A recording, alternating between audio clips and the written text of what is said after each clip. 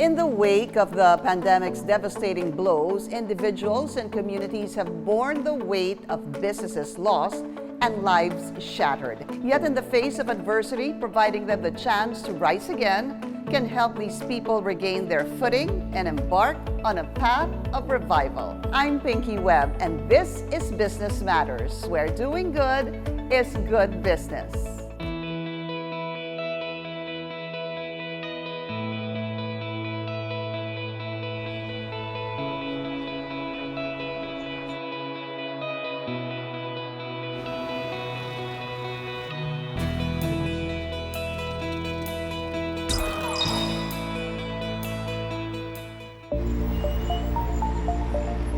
The future of a society is greatly influenced by the lives and ambitions of its citizens. However, in a nation brimming with untapped potential, the struggles faced by individuals with limited opportunities pose a hindrance to the progress needed for inclusive change.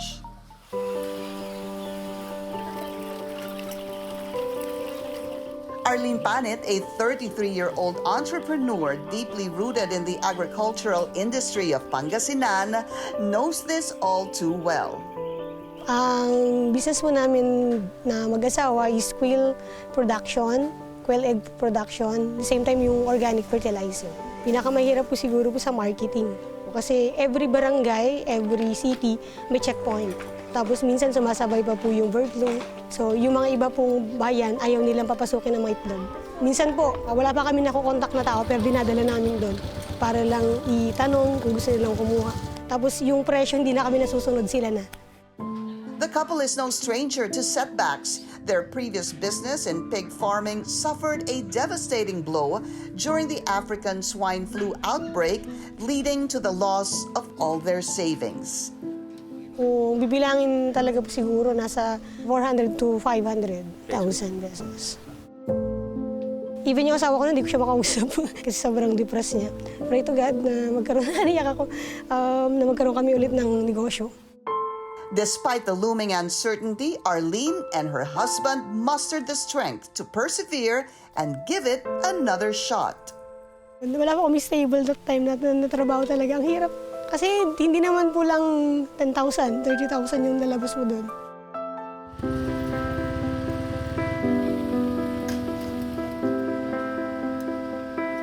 Having faced a similar ordeal, Valen Pacol found herself intimately familiar with the problems that plague the vulnerable agriculture industry. Noon kasing 2015, nalugi po kami sa pagsasaka. Doon po kami bumagsak talaga. Talagang binalak ko na rin magpakamatay noon. Kulang-kulang na 400,000 pati tubo po. Nalugi kami ng 6 hectares magkakasunod. Tapos nag-try po kaming magtanim ulit ng mais. Ganon din po, may dumating na unos na naman. Talagang bagsak na bagsak, doon kami nalubog sa utang. But instead of giving in to despair, Valen found support from her family who helped her exhaust every means available to recover their losses. Naisip ko na lang po na tulungan na lang po na kunin sila mama sa business nila. Kasi dito naman po kami kumukuha nung ginagamit po namin pang araw-araw. Dito po kami nabubuhay. Nag-try po akong nagluto-luto rin po ng mga saging. Naghanap po kami ng pouch. Nakita nila, maganda. Tapos po nagpa-DTI na kami. While everything appeared to be going smoothly, their journey took an unexpected turn when the COVID-19 pandemic struck, confronting them with a whole new set of challenges. Arlene and Valen, two strangers in their own rights, became intricately entwined with the fabric of the pandemic's impact on small and micro entrepreneurs. Isa pong doon talaga is lugi. Kasi dapat po nasa piso yung isang itlog, pero that time talagang abot siya ng 72 centavos. Kasi kung hindi po siya ma-dispose, masalo pong sayang. At least po may value pa rin siya. Ang iniisip ko yung mga babayarin po talaga. Sabi ko, paano na kaya to? Yun pong ipon namin sa bangko, inilabas namin lahat. Recognizing the critical role of these businesses in revitalizing the economy, the oldest international bank in the Philippines stepped forward to provide the necessary resources and guidance. We recognize that, for example, in the Philippines, the micro, small, and medium enterprises actually account for about 60% of jobs in the country. And I think about 40% of the country's GDP is also coming from the MSME sector. So if we really want to support and help the economy recover from the impacts of the pandemic, then we really need to support this sector.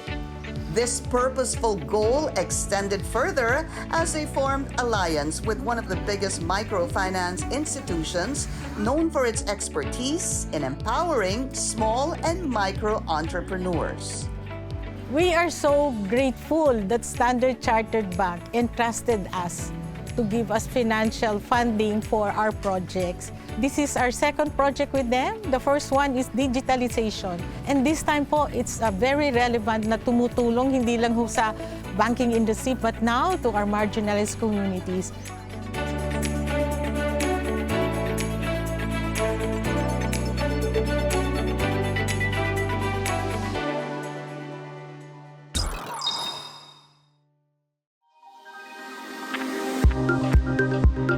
"111 years of innovation and game-changing technological solutions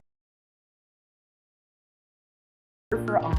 Sharp once again is at the forefront of technological innovations, making waves with technologically driven solutions at the Sharp Tech Day held in Tokyo, Japan. A showcase of game-changing products that's guided by the needs of consumers' modern lifestyles, featuring the future of smart cities. Today, I'd like to our game changer product, a closed recycle system washing machine here. Why this is game changer is this machine can make a great contribution to environment. No need a water supply and no water drainage, and no need to drain out the dirties in the environment. This machine no need water system. This tank system have the water tank and the filtering system and a sanitizing system as well. So we can use this water to washing and filtering the recycle to go back to water tank. 本日はインスタント 5G ネットワークの、紹介をさせていただきます。サーバーシステムのようなラックに入れてかなり大きなシステムになるんですけれども、小型で軽量で防水のあるキャリーケースにローカル 5G の機器一式と、あと映像を解析するアプリケーションサーバー、それにバッテリーも今回収納することに成功しました。で、今回は災害のソリューションということで、災害発生したときにこのキャリーケースを缶型で持って行って 5G の電波を吐くことで災害現場の一時解析、取り残されている人がいないかとか。 Better safety with mobility and innovative solutions for smarter cities with game-changing technologies by Sharp. As countless individuals found themselves in desperate situations, organizations rallied to extend a helping hand, recognizing the need for better support. The oldest international bank in the Philippines stepped forward, offering the necessary resources and assistance to help them achieve a sustainable recovery.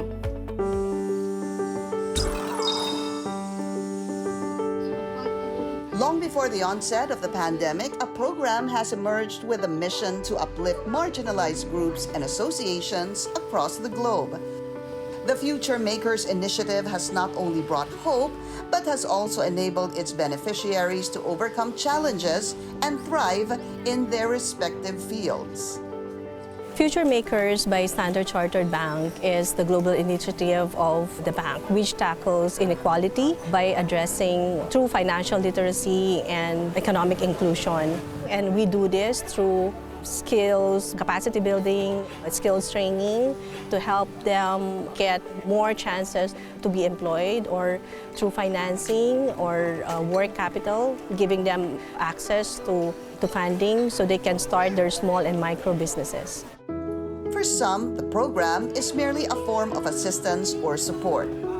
But for Arlene and Valen, it became a lifeline that resuscitated not only their businesses, but also their lives. Meron daw pong programa ang SPI together po ng Standard Chartered Bank. Tapos hindi po masyado mabigat. Para sa amin na nagsisimula ulit at bumabangon, malaking bagay po. May in-offer na program po sa mga age 18 to 35 years old na babae po. Tapos doon po, parang doon na po ako naipasok sa SCB po, nakakatuwang po ng TSPI. Kasi po nangangailangan rin po kami ng kapital noon na pag-umpisa po dito ulit sa business namin para po maka-recover po ulit. Kaya po namin grinab yung opportunity na yun. Marami ho sa aming mga clients are awardees in terms of how they progress over time. The direct correlation of helping them, making them realize who they are, na God's gift of life and yung talent nila, it's God's gift. TSPI is here to share our knowledge, to teach them the discipline, and that is where we see Standard Chartered Bank also sharing our mission vision. It's very much aligned. Aside from business support, this partnership has been instrumental in providing job opportunities, particularly during the pandemic, just like in the case of Jessica, who went from being a job order employee to becoming a job provider. That time, pandemic time, maraming nawalan ng trabaho. Mga kasama ng asawa ko sa trabaho, lumapit sa akin. Ate, ma'am, pwedeng pumasok kami dito pansamantala. Sa nakikita ko kasi, God's will talaga yung binigay niya sa akin tong lahat ng blessings. Galing po ako sa mahirap na pamilya, kaya alam ko kung paano ang hirap. Now, her small fresh lumpia business has expanded into a Pinoy specialty kitchen, providing jobs to over 13 individuals. Masasabi ko po na ang El Bonitas po ngayon ay nakakatulong na. Kahit small business lang kami, nandyan yung mayroon akong pinag-aaral, mayroong scholarship, nagkakaroon po ako ng feeding program. By extending support, mentorship, and resources to entrepreneurs like Jessica, Futuremakers is actively promoting gender equality and inclusivity in the business sector and taps another important advocacy that aligns with government initiatives, the empowerment of differently abled persons. Maraming mga panukalang batas are in place in the protection of women and persons with disability, or I'd rather say persons of determination. Dito nakikita ho natin sa pag-ikot natin, ang gumagalaw talaga yung mga kababaihan. Kailangan natin kilalanin and acknowledge their contribution to society. With this program, we are hoping to be able to support and provide more capital, access to financing to more than 300 women micro-entrepreneurs, not just in Luzon, but nationwide. And that's the reason why we also work with TSPI, because we feel partnering with them will allow us to deliver our own objective for the program. We have lived the mission vision all these years of helping more than 2 million individuals already, giving them the hope of a kabuhayan program, social development services. Maganda po yung programa because that is how to build the future.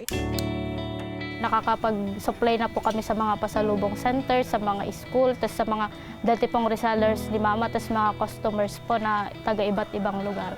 Hindi tayo pinabayaan ng Panginoon. Kasi nadapa ka, pero binigyan lang siguro tayo ng pagsubok para bumangon muli. Parang nagkaroon kami ulit ng pag-asa, yung hope, na parang hindi lang dahil na bumagsak ka na, stay ka na doon. Masasabi kong dahil dyan, sa dalawang yan, sa partnership ng TSPI and Standard Chartered Bank, may future tayo.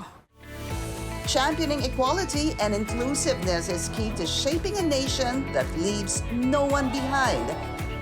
And by recognizing the inherent value and potential within every individual, we unlock a world of possibilities and opportunities where everyone can aspire, prosper, and contribute.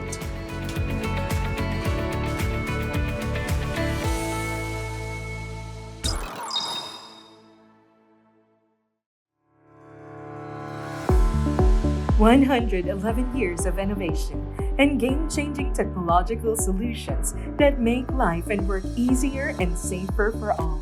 Sharp once again is at the forefront of technological innovations, making waves with technologically driven solutions at the Sharp Tech Day held in Tokyo, Japan.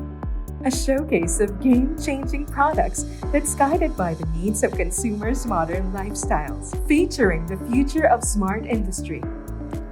今回のデモは日常生活において視覚および聴覚のサポートを X グラスで行おうとしているデモになります。で、今見られているところ、私の会話になりますが、それがクラウドに一旦上がってテキストになって目の前に現れていると思います。それにすることによって、聴覚に、問題のある方等が、視覚によって、文字を見て理解するというアシストを、受けることができる、そういうデモになっております。こちらは匂いを測定する装置になります。匂いビジョンと言います。で今日は、ワインの測定を例として、演出させていただいています。はい、こちら、今日はワインの測定を実演させていただいています。このワインの中から一つワインをお選びいただきまして、こちらの方にセットします。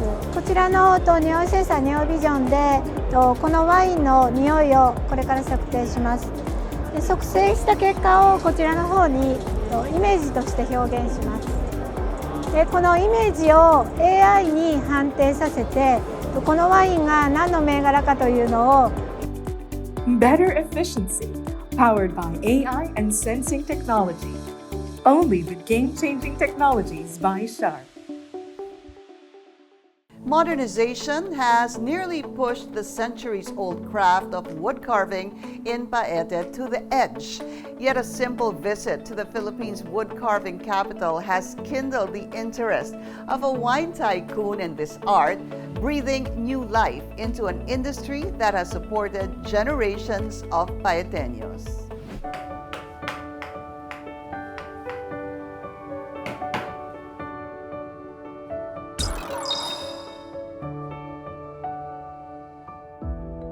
Modernization, with its promise of innovation and convenience, can dramatically reshape an entire town. In Paete, Laguna, an age-old tradition of woodcarving has been a way of life for generations. Dito sa Paete, kilala talaga ang pag-uukit kasi parang tradition na siya eh. Yung name ng bayan namin is Paete. So it means chisel. Doon talaga nanggaling yun, kaya naging Paete. Panahon pa ng Kastila, talagang kilala na ang Paete. Even yung mga taga-Maynila, pag naghahanap sila ng ukit, pupunta sila ng Paete. However, as the wheels of progress rolled on, Paete's carving industry found itself standing at crossroads. Lahat naman ng sitwasyon nagbabago. So, kailangan meron kang adaptation kung ano nangyayari sa merkado. Ang pagkakamali lang siguro natin ay hindi tayo nag-adapt. So kaya yung tradisyon ng pag-uukit parang naiwanan na. The constraints of modernity, diminishing demand, and waning interest from the younger generation threatens the livelihood of experienced carvers. Yung mga bata, wala nang masyadong interest. So, inspired, i-share. Nabubura doon sa isipan ng mga bata na, artist, gutom, carver, gutom. Napakahirap ikumpara ng araw yung paghahanap buhay namin diyan sa carving. Talaga yung araw, kada bahay dito, lahat halos nag-uukit. Bata, matanda, nakakapag-ukit dito. Amid these struggles, some young individuals symbolize hope for the industry's future. Nagsimula po ako nung ako'y 16 years old. Isa pa pong nagtuturo sa akin mag-ukit yung lolo ko po, dito rin po sa bahay namin. Nakita ko may talent ako. Ang daming batang nawala na interes sa pag-ukit. And nakita ko ako, pwede ko siya ipagpatuloy. But a single pair of young hands isn't enough. This is where a vision takes root. A vision initiated by the man behind one of the Philippines' largest manufacturers of premium wines. I had a friend who had some Paete pieces and kind of admired it, and I said, maybe we should go take a look, go to Paete and find out what we can pick up from there as well. We saw a lot of really very interesting pieces and a lot of talent that went into the artwork that we saw. And that was the start of our, call it, love affair with wood carving pieces of Paete. His admiration eventually transformed into a vision for a more vibrant wood carving industry in Paete. I felt that not only was that a good investment, but also it was a way of helping out those in need. So I started also buying not just sculptures, but also artwork from very prominent Paete artists. 5 or 6 or 7 people actually staying in our place in Silang, spending their time there, doon na natutulog, seeing them work and seeing their passion, seeing their creativity and all that. From purchasing artworks, the Wine Tycoon aimed to provide a space where artists could freely dedicate themselves to their craft. One of the things that we thought that would demonstrate our real sincerity in helping out, promote art in Paete is to actually provide a venue for which artists can actually do the work. As a first step, we recently bought a piece of land. It's a beautiful piece of land. It overlooks Laguna de Bay. It is high up in the mountains, and it's almost adjacent to a very important landmark in Paete called Tatlong Cruz. These efforts led to a transformation not only in the carving community, but also in Paete's overall economic landscape. Masaya ako kasi marami rin mainggan yung mag-aral, mag-ukit. Makikilala pa rin yung bayan ng Paete kahit paano. You should actually give these young people chance to develop early on. I would want to see young children to be given the privilege of developing a sense of artistry, their taste in art, their knowledge in art. Malaki talaga nitulong sa atin ni Sir Noynoy Kimbo. Ipinakikilala rin niya kami doon sa mga taong kaibigan nila. Bukod sa siya bumibili, nagbibigay siya ng trabaho. Yung mga gusto niya ipagawa doon sa kanilang bahay, kumukuha sila ng ilang tao dito. Bibihira ang magmahal sa hindi mo kalugar. Alam namin na nakasuporta ka sa mga manlilikha at mag-ukit ng Paete. Salamat, pare ko. This only proves that the profound connection between personal passion and the power to ignite positive change has the power to transform the lives of many, one community at a time, and help them carve a future that can stand the test of time. It starts with that. What is your passion? What is your idea of what makes you happy? And in my case, it's wine, it's art, and we try to make as much of it as we can and promote it as much as we can in that scene. And I invite other companies maybe just to start with what their own passions are. What is it that makes them really happy in what they do?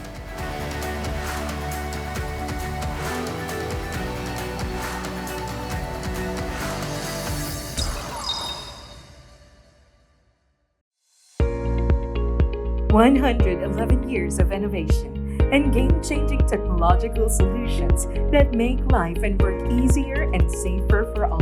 Sharp once again is at the forefront of technological innovations, making waves with technologically driven solutions at the Sharp Tech Day held in Tokyo, Japan. A showcase of game-changing products that's guided by the needs of consumers' modern lifestyles, featuring the future of sustainability. こちら車載用の太陽電池の実証車になります。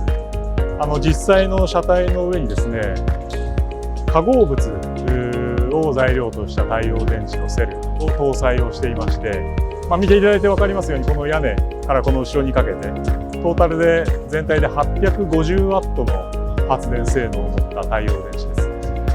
でこれ先ほど化合物の太陽電池と言いましたけれども、今、住宅の屋根とかですね、一般的に使われているのはシリコンを使った太陽電池になっています。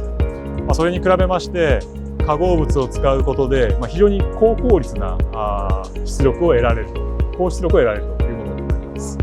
この化合物はですね、宇宙用途とかでも使われているような非常に性能の高い太陽電池でして、それを使って実際この車が運転をしてですね、街中を走ってデータを取りながら、これが活用できるかどうかというのをですね、進めている。実際この実証試験自身はですね、トヨタ自動車さんの方で進められておりまして、我々シャープの方からこのパネルのところをご供給をさせていただいているというものになります。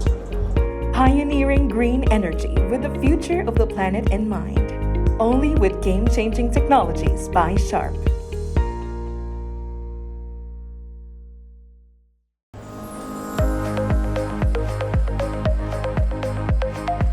Meadows is a multi-awarded and well-loved brand from Singapore and Hong Kong, and it is finally now in the Philippines.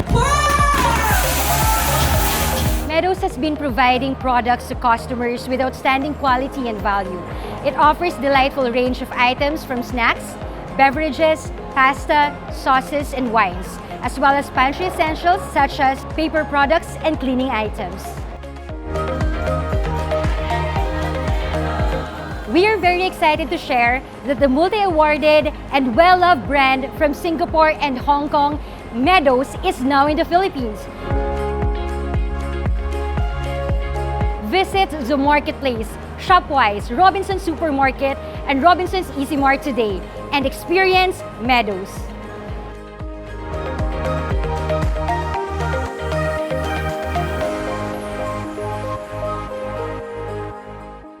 Join us again next week as we share more inspiring stories of communities and people whose lives have changed for the better. For comments, suggestions, and updates, do follow us on our social media accounts.